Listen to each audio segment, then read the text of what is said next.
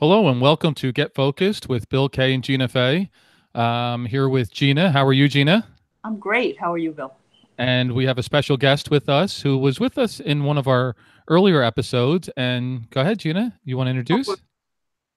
really excited and honored to have Jean-Francois Benoist with us again, who has written a wonderful book, which I know he's going to tell us more about. I think that in the lead up to our this podcast, you published a picture of it, and it's proving to be remarkably successful. Yeah, yeah. Addicted to the Monkey Mind. Yes, and I just like JF to tell us more about how things are going with the book and, give us more information about the wonderful content of this book and the process that he uses to help people reclaim their original selves, really, is what it is. So, JF, if you would please. Yeah. Well, first, I want to acknowledge both of you for having me again. It's a pleasure to be with you guys. It's awesome. Yay. Yeah, we love it. Yay. Very fun. Um, yes, I think one of the things that we're hearing consistently now is that people are saying that the book is relatable. And that's really exciting to me because a lot of self-help book, they're full of recipe, but necessarily they're not written in a way that you can apply it to yourself. So the book is written in a format where you follow these two characters, Elizabeth and Kevin. And at the beginning of the book, their life is in shambles and they're struggling. And as you get to know them better, you sort of get invested in them succeeding. So it's a really nice way to learn because I used to say to my assistant quite a bit. I laugh. I'd say, I'd really like to meet those characters, because so, and then, it's basically a full decade of what we've been using at the center as the work that we do, the foundation of getting to know how we are conditioned and how we are programmed to think the way we do. And one of the things that I think is most powerful about the book is it conveys the idea that application is the way out. So meaning if I actually learn that the programming exists at a body level and that I cannot learn to ride a bicycle by talking about it, therefore it's the same with my, the monkey mind I'm stuck in won't be resolved by just using my analytical mind. Okay. I like that. Can you talk a little bit more about the monkey mind? Because that may be a familiar concept to some people, but others may never have heard that term before. So can you elaborate on what you define as the monkey mind? Yeah, thank you. So the monkey mind is the programming that I received growing up that solidifies itself into a pattern of thought that appears to be rigid. So think of all the things we hear growing up. I'll give you something to cry about. Why didn't you do your homework? Why can't you be more like your sister? So all those comments over time start adding up into a belief system that says I'm not enough, I'm not good enough, or there's something wrong with me, or I need to perform in order to be loved. And all of those really core way of operating, okay, are oftentimes not conscious for most people, but yet they're like the operating system. So the monkey mind is this way of operating basically that exists now at a body level because it was reinforced and reinforced and reinforced, right? So, when my partner says something or when I get triggered at work because my boss said something to me, those triggers, most of us, when we're not conscious of the monkey mind, we think we're reacting to the person or the current event. But we're actually reacting to our own monkey mind that's perceiving what is happening as a threat because our sense of self-worth is being sort of threatened in that moment because we're still operating out of this belief I'm not enough. Yeah, I like that. The powerful but unconscious belief that tells us we're not enough. Yeah. Yeah, yeah. Yeah. So how do we deal with this? What do we do with that? Well, most of us have developed coping mechanism, and I think this is where we fall short of healing ourselves is because we believe that avoiding discomfort is sort of the recipe to feel better, or and Brené Brown did a decade of research and found out, she calls the people who are truly happy, she calls them the wholehearted people, and she discovered that they have a tremendous capacity for discomfort. And so if you think of it, we have, and we talk about that in the book, there's a whole section on that. Emotionally, we have an intelligence, and that intelligence is being repressed because we think we should have the happiness without having the sadness or the anger or the fear or the anxiety. When in actuality, if you observe the intelligence of emotion, the way it works, when you watch a 5-year-old, they go from mad to glad to sad in less than 5 minutes flat. Oh, yeah. The main reason for that is they haven't developed judgment about their emotion. They haven't developed, a mindset, a monkey mind that says, you know what, this emotion is acceptable, but this one is not. If you get angry, you're not performing, you're not being nice, and people won't like you. You're breaking the rules. You're breaking the rules. Right. And we're not talking about discharging our emotions onto other people and blaming others. We're talking about having a genuine experience of our emotions so that we cannot be trapped by them, but realize that behind every emotion lies a belief. So if we allow the emotional fluidity to return, okay, first, then we can start asking, what is the mindset that's creating this emotion? Okay, and eventually we get to the I'm not enoughness. That's fascinating. I often compare that damping down or judging one feeling to be superior to the other and one to be inferior, one to be ignored at all costs, to the effect that antibiotics have on our bodies. Mm-hmm. Antibiotics can't select the bacteria that are causing us problems. Antibiotics wipe out all the bacteria, and we need some of those bacteria. Likewise, I think when we begin to judge based on the conditioning that we get as children, some emotions or some feelings being acceptable and some not, all the feelings get damped down. You can't just damp one down without damping them all down, kind of like antibiotics. Exactly true. And it's very detrimental to think that you can choose happiness and repress anger, because you don't really truly get to be happy when you're repressing your anger. That's right. And all emotions are there as a signal that something is off. And most people don't realize that what's off is my perception.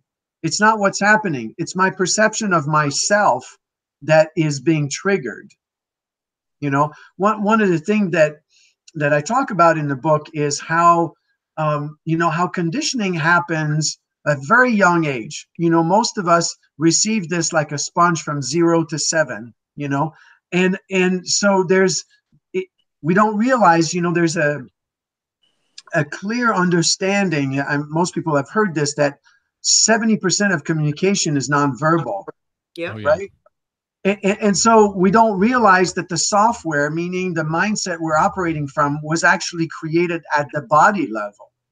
And so one of the things that's really great is when we begin to develop, and I talk about some of those skills in the book, we teach at the center a circular breath that we do several times a day. And so we have to realize that we're infused thinking, and that is the biggest problem with the monkey mind, is that if there's no space between the thought and me believing this thought and hooking onto it, I'm forever under the control of that thought. And so the way out is I have to begin to have literally some very practical skills to begin to detach myself from the fused thinking.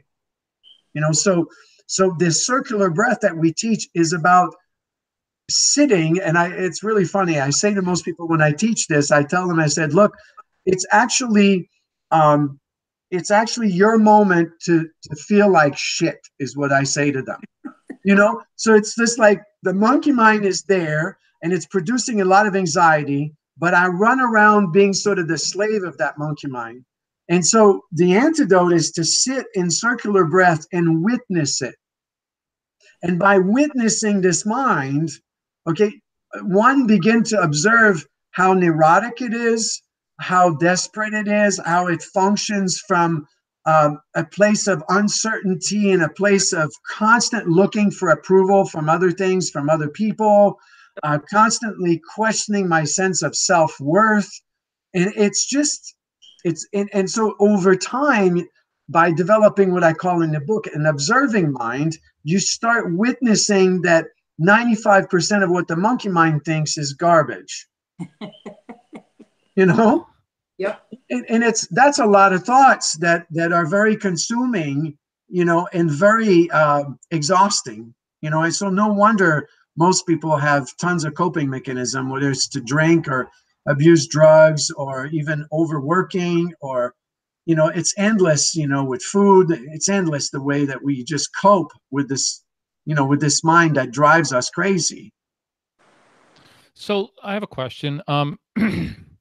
So do we resort to the monkey mind and sticking with that sometimes because it tends to be, or suppressing our feelings in a sense, right? Because it tends to be what we perceive to be the easier route, because it almost feels like it takes less work to just accept what has already been acceptable to us.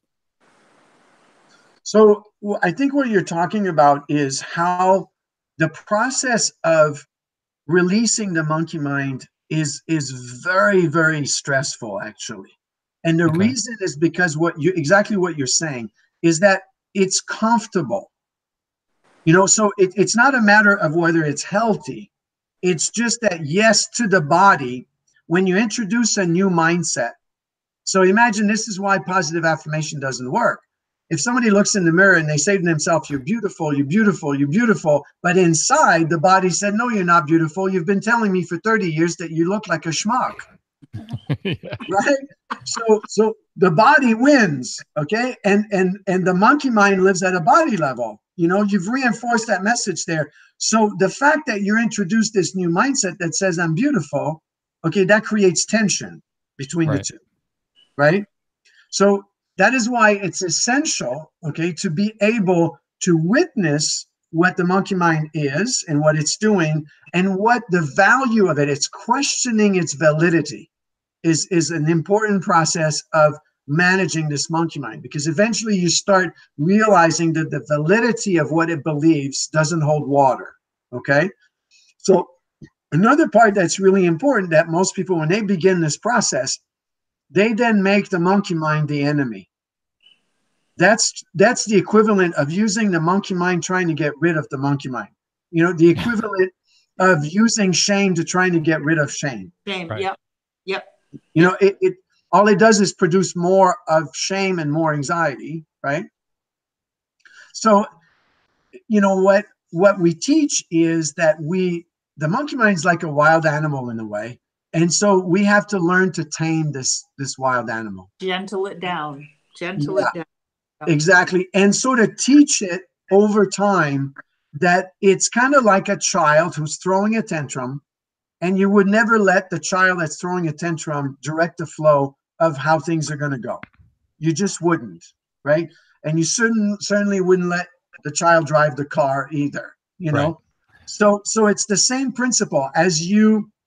So for example, when you do this circular breath, one of the things that occurs is you become the driver. Again, you put yourself back in the driver's seat, because the monkey mind says things like, "I'm too tired. Why don't you just quit doing this breath?" Or, you know, "You didn't call your brother. You're supposed to call your brother yesterday. Why don't you get up and go call?" "Oh, my back hurts." Or it's coming up with all kinds of thoughts that are basically directive and trying to tell you to go and hook up to that thought and be infused thinking. Because When it's you, being threatened. It's being threatened. Its very existence is being threatened. exactly. And so when we sit and keep insisting on the breath, we're basically training ourselves. This monkey mind can be here, but it's not in charge. It's not running the show. I get to decide its validity. I get to observe and see what it's doing. I get to question it. You know, one of my favorite quote of all time is from Byron Katie, who, you know, has done very popular work called The Work. And one of the things that she says is, I love my thoughts, but I'm never tempted to believe them. Yep. Yep. Yeah, she's a wonderful, wonderful therapist and practitioner. Yep. Yeah. And that's basically her life work is actually what I would consider questioning this monkey mind.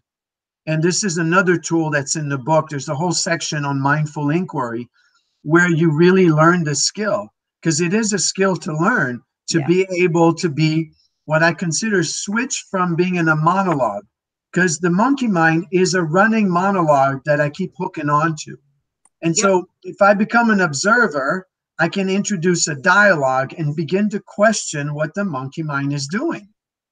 Where is this thought coming from? Why should I believe it? Is it leading me to the end result I'm looking for? What is it producing? What is actually the result of it? So you begin to understand that you have more options than listening to the monologue of the monkey mind. Absolutely. You have infinite options. And it's incredible. And you begin to build the ability to not be threatened by the unknown. Because one of the things, as Bill was mentioning, is that the monkey mind has a way to predict doom and to make the predicting of doom a safe haven. Because it's the country you've lived in all your life, and you know how to live in that country. You don't you don't know the language of the other country you're considering going to. You don't know the culture of that country. So, you know, it's the devil you know as opposed to the devil you don't know. Right. See, this is so fascinating to me, because on a daily basis, every one of my clients, talking with sales consultants, they face this within themselves every single day. With they prejudge whoever they're going. Oh, well, this person's not going to be able to. This person won't buy, or this person. They make these already. They're judging. You know, we always say, "Oh, don't judge a book by its cover" and stuff. But that is exactly what this is saying. They're predisposed to the outcome based on their own beliefs and what they're allowing themselves to believe. So this is, and the limitations that their monkey mind is imposing on them, because a lot of us say, I want to be successful. A lot of us say, I want to be happy. A lot of us say, I want to be loved. And yet when happiness comes our way, we don't know what the hell to do with it. So we run screaming in the other direction. We know how to be miserable. We don't know how to be successful, and we're terrified to try. Right. And it's, you know, what you're saying there is, I'll take that example you brought up. So if I believe, think of it this way, it's actually very, very simple how the monkey mind attach its own sense of self-worth to outcomes over and over and over and over again. So if I believe and I open myself up that this person will purchase what it is that I have to sell, and I just pour my heart into it and I give it everything I've got, right? And then that person does not buy, where am I left in terms of, so most people don't realize that the driving force is my sense of self-worth is based on whether this person buys or not. And so there's a lot of stress that's produced by the person by not getting the result, and then feeling sort of a sense of like, oh, I'm not enough, or I'm not good enough, and that's probably why they didn't buy it. But that part is never fully conscious. And then the monkey mind would rather build a story, right, that this person, again, right, is not the right person. And it's, you know, so it goes outside of itself, put the focus on everything else, trying to blame everything externally for why my life is not working. Yep. Okay. But in reality, why would we even be afraid of facing rejection? You know, it's in sales, it would be like a numbers game. You know, after you've talked 100%. to, right, 20 people, somebody's going to buy. Absolutely. So but what is the distress that person is putting themselves through every time they talk to somebody? It's enormous. You know, one of the things I say in the introduction of the book that always is a proof of that the monkey mind is alive and well is how people say, you know, they say, well, you know, when I go to a social event, I just like to have a drink to take the edge off. Yeah. Right. And I often say, you know, I say to people, okay, well, what is this edge? What are you talking about? The edge off of what? What are you taking off here? What are you doing? What are you doing? Why do you need a drink to take what edge off? So what is it? So again, the edge they're talking about is the bombardment of thoughts that is not necessarily conscious, that is constantly putting our sense of self-worth at risk, as if it's dependent on what you think, on what the other person think. It's dependent on my performance. And it's something that most of us are blind to, So when I'm able to identify that monkey mind and put it down in the moment that I'm about to talk to someone, and I can really truly say to myself, you know what? My sense of self and who I am is not dependent on whether this person buys or not. My sense of happiness is not dependent on that either. And so I'm just going to enjoy myself and make a connection and have a good time and see where this goes, right? So that's being able to being an observer, to be able to see that life works so much better that way, right? But in order to get there, I have to develop the ability to actually see that I've been conditioned to attach my self-worth to the outcome. I love it. Well, we were just so our 14-year-old Anthony, my wife and I go for a walk every night just so we can get make that contact, be together, talk about the day, so on and so forth, and get a little bit of exercise, right? So our 14-year-old's been coming with us. And last night we had the conversation of his friends say to him, "You're so talkative. You could be around anyone and you have no problem talking." Yeah. So, and he recognized that as, well, because I'm just comfortable. I'm comfortable with me, and I'm not intimidated or scared or fear talking to anyone. And he said, because he sees me do it, I have no problem. I could be in the middle of a supermarket and have a conversation with someone. Mm-hmm. And, it was just so nice to hear him say that. And it brought me right to, because I've read the book a couple times now, and my daughter, who's a freshman in college, is reading it. And it's going to go through our family a couple times, I'm sure. And it's just really nice that there is an answer. It's not just, oh, that's just the way I feel. It's understanding that why you feel that way and what are the causes behind that. So yeah, and it's so amazing to me. I think one of the biggest problem with our society, I call it the FixIt Society. Okay, so if you have a problem, if you have stress, anxiety, anger, whatever issues you have, it's kind of like this, the society we're raised in thinks, okay, you got to fix it, and there's a recipe to fix it, and then things will get better. Right. Okay, so life is not like that, because the conditioning, it would be the same as if we said, you'll never have a negative thought ever again. Right. Everybody laughs at that and say, well, are you kidding me? That's not even possible, right? Okay, so this way of thinking, of predicting doom, of trying to take care of myself by all these coping mechanisms is something that keeps showing up, okay? And it's not something to try to get rid of. It's something to learn to be able to manage yourself and handle. This is what healthy living is. Let me give you some examples that I think are, I love talking about those specific examples because they're so funny. People can relate to them, okay? Right. So I'll give you an example. Like several months ago, I buy file cabinets because we had a lot of records that we need to file. And so we needed file cabinets. So I buy them from this lady, but I didn't have our new office set up yet. And so I say to the lady, would you, be willing to hold on to these file cabinets? Okay.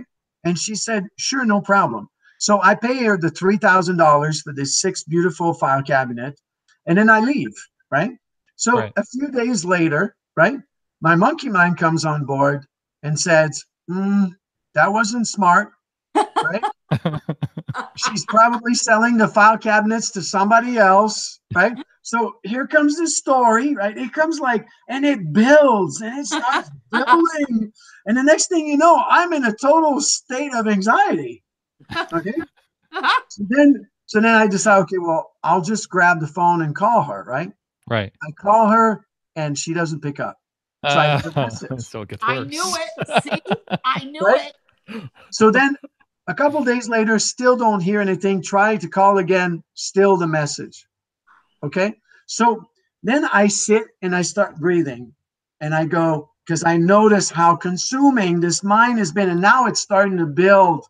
That this woman has moved to Colorado, and she sold her entire business, and what I mean, like, it goes on to the level where it's almost like it's a comedy show to watch it. Make this shit up. You I can't. know, right?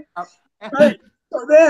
So as I sit, okay, and I start breathing, what I start recognizing, it's like sort of getting away from diffuse thinking for a minute, right? Now I start recognizing the voice of the programming.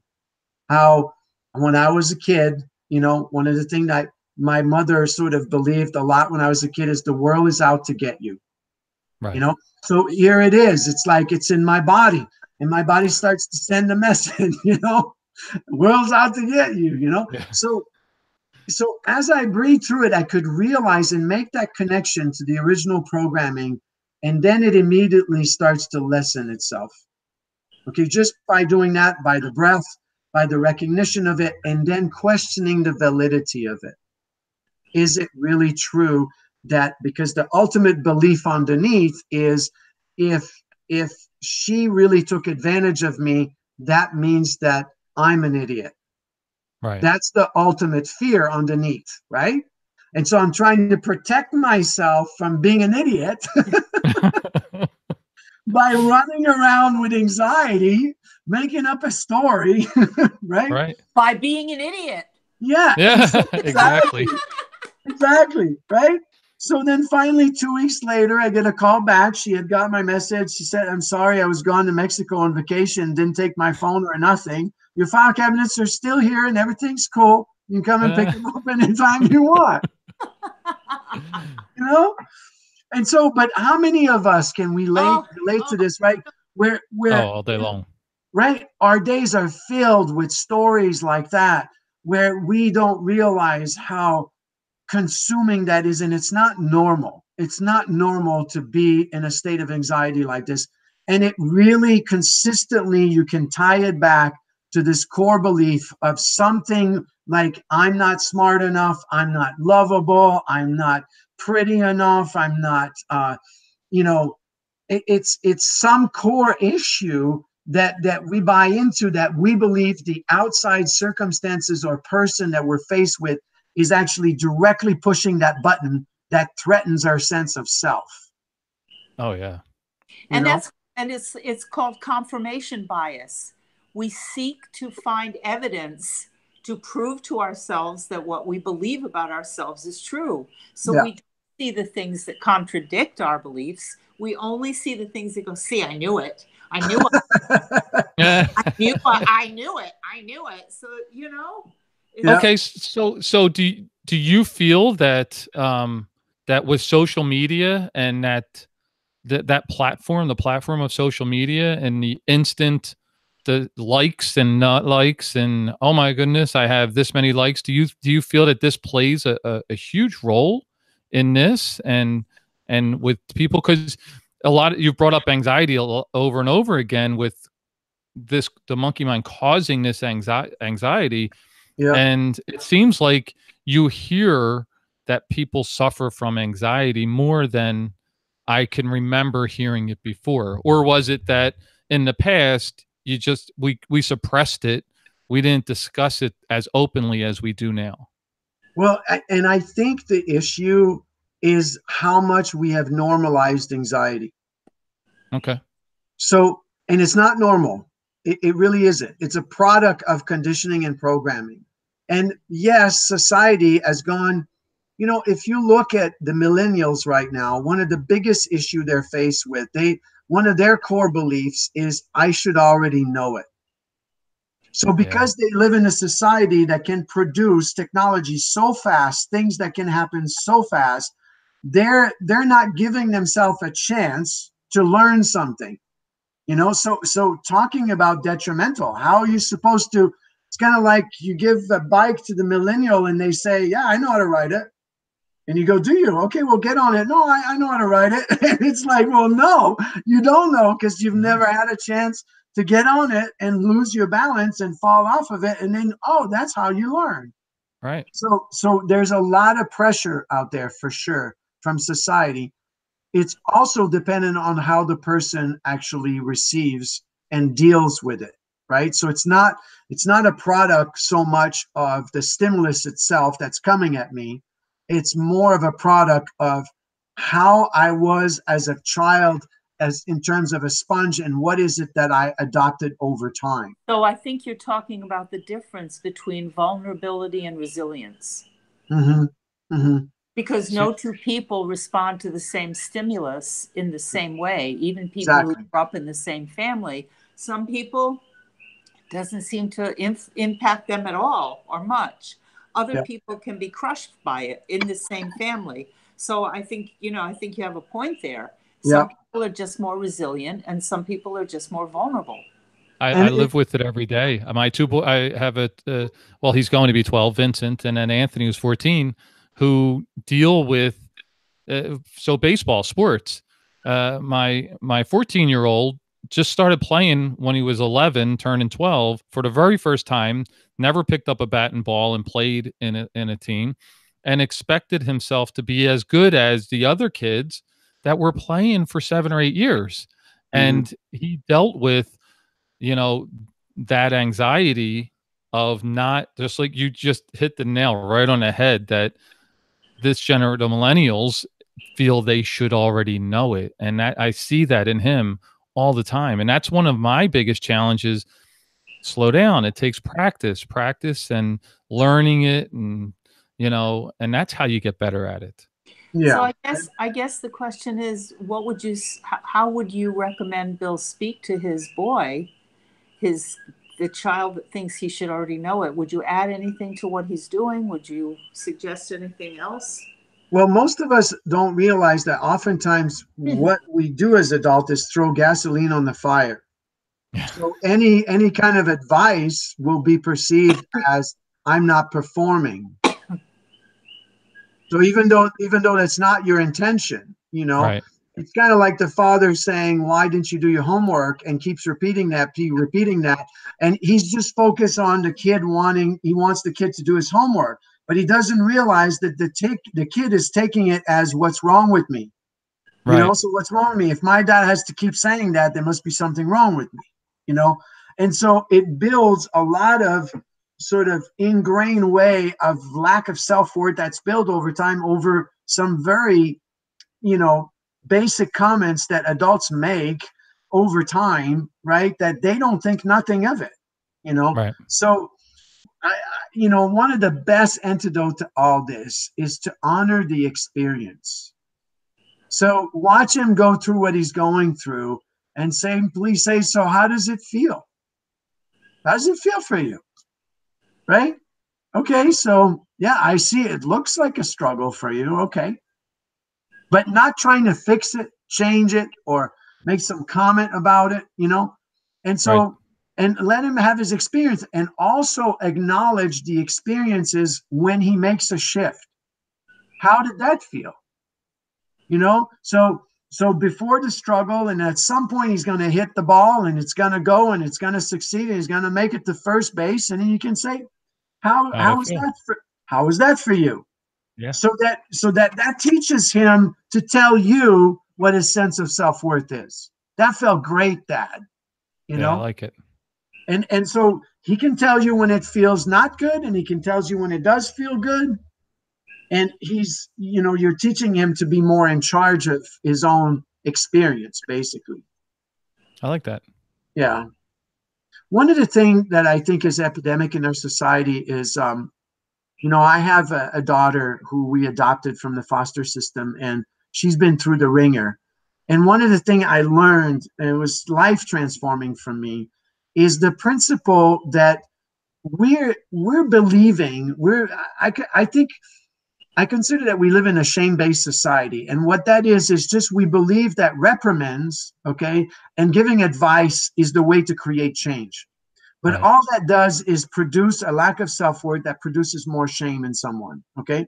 So what's the antidote to that? The opposite of that is basically going to love first. So imagine a parent being able the kid does something you don't want, okay, breaks a window, through the baseball, through the window, whatever, right? Right. And imagine your 8-year-old and you say to your 8-year-old, come on in. Let dad's going to hold you for a minute.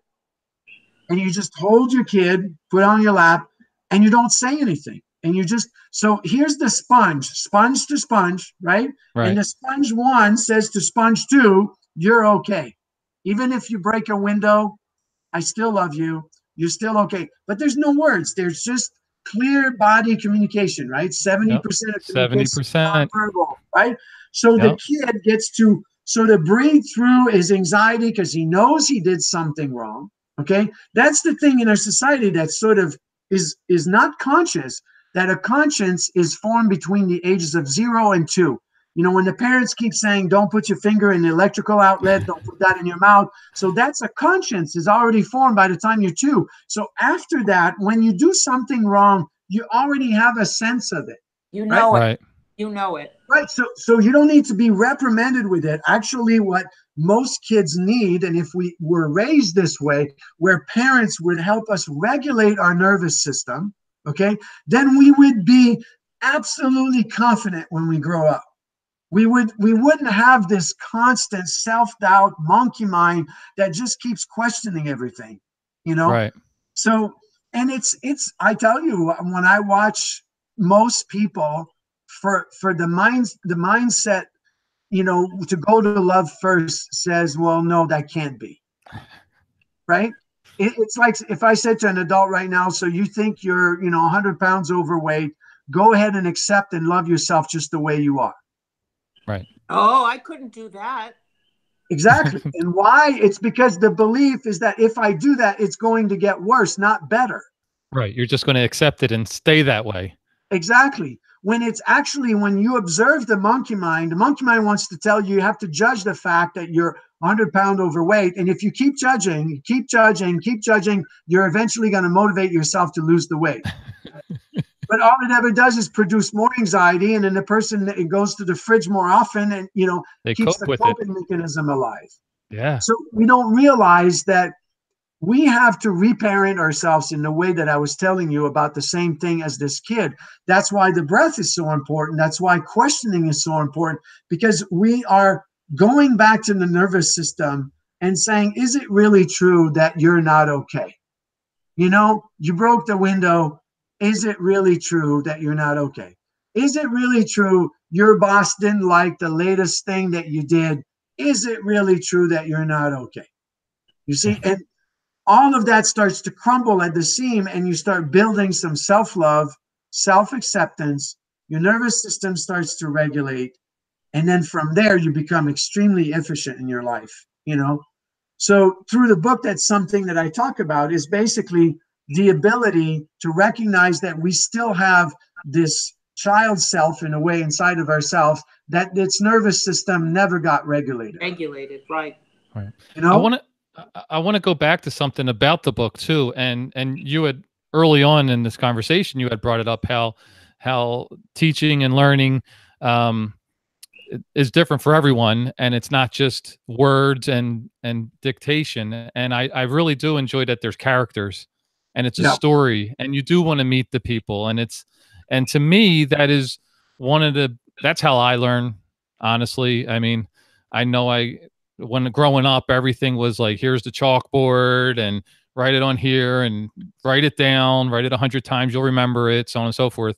But it's experiences, and it's hands-on.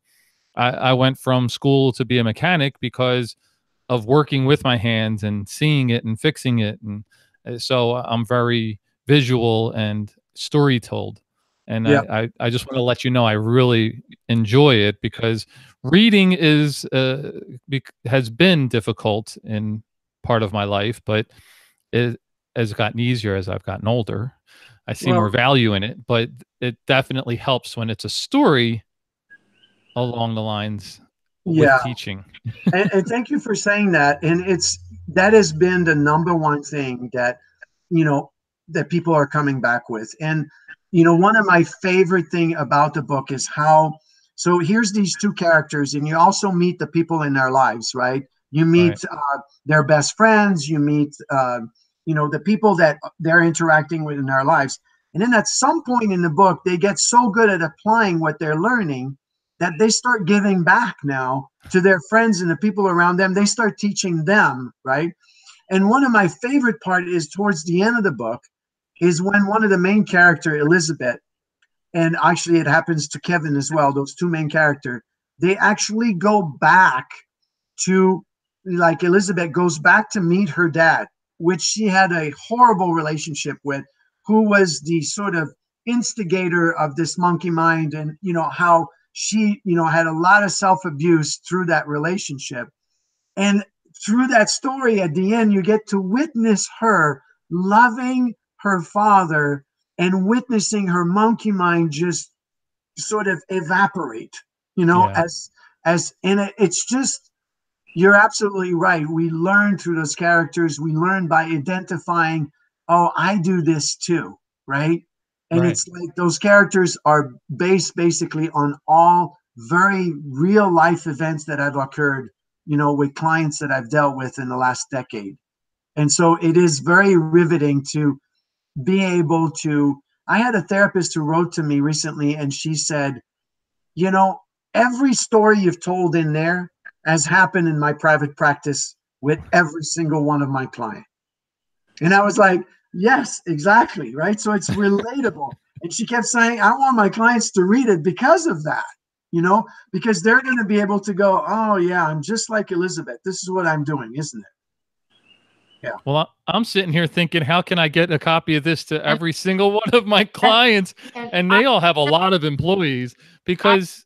Yep. I was just going to go there exactly the same It's- place myself. And I was just going to say, okay, JF, now how do people get a hold of this book? Because I'm guessing that a lot of people are going to want to know the answer to that.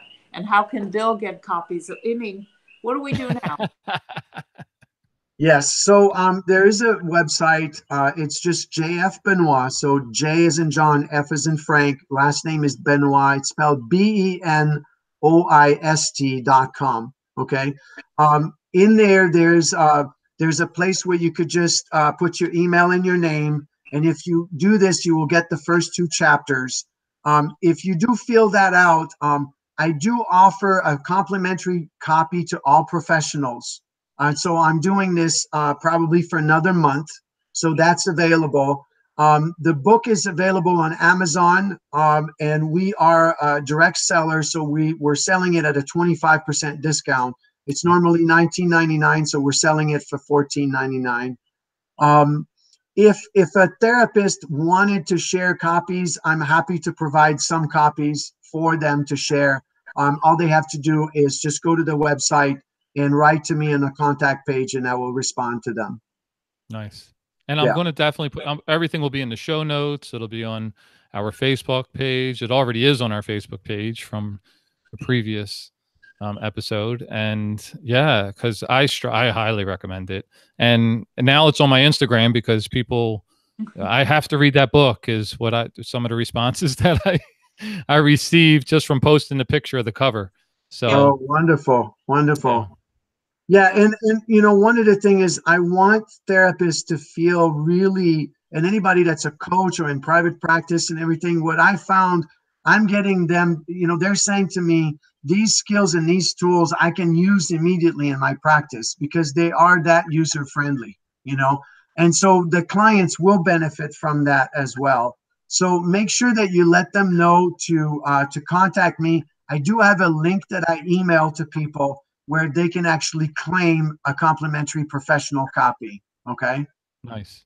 So if they fill out the form on jfbenoist.com and they basically send a request, they tell me they're a therapist, I will send them the link to request their book. Perfect. Yeah. We'll definitely spread the word. Yeah. Wonderful. Well, it's been a wonderful again. I could go on for hours listening. It just fascinates me because I love what I do. I love working with professional salespeople, and I never really liked the stigma that's attached to salespeople, and I feel that it's not understood, right? What it takes to be a salesperson and having to deal with a lot of the the anxiety that comes along with it, just like we talked about. And I really feel that a lot of people within the sales industry don't understand why they feel the anxiety and No, whatnot. I'm sure you're right. I'm And sure. that's why this is just amazing to me, because if it's easy for me to read and understand, I know it will be for many others. Like I said, I become a little bit, challenged with different books, and I wasn't with this one. So, I can't recommend it enough. So thank you so much. Yeah, awesome. One of the things that you could share with them, that's also a section in the book that I talk about, how the principle is that, we do have a fight or flight response that comes from the days that there was a tiger in the bush and we needed to protect ourselves, right? Right. And so that instinct is still there. Unfortunately, what's happened now is that the tiger in the bush has been replaced by a lack of self-worth. So we overreact to things. And if you watch people when they're in a reaction, you could simply say, that looks out of proportion. Your wife just asked you why you didn't do the dishes, right? That looks out of proportion. The anger doesn't match the situation, right? There's something else going on here. Exactly. Right. So if we come to realize that we're always sort of measuring ourselves through the lens of, am I okay? Am I being approved of? Am I good enough? Am I, worth enough? And when we realize that, it seems, I think most people believe that because you're in an adult body, that means that you're now an adult. Well, right. I have news for you, okay? I have met very few mature adults, very few, meaning, a certain amount of the day we function like adults. But a lot of the amount of the day we don't function like adults. We function like Amen. immature, like emotional sort of. And so if you teach them that what's being threatened is a sense of the lack of self-worth, they can begin to make a lot of progress quickly. Just a simple consciousness. If the person buys or doesn't buy, does it define me? Right.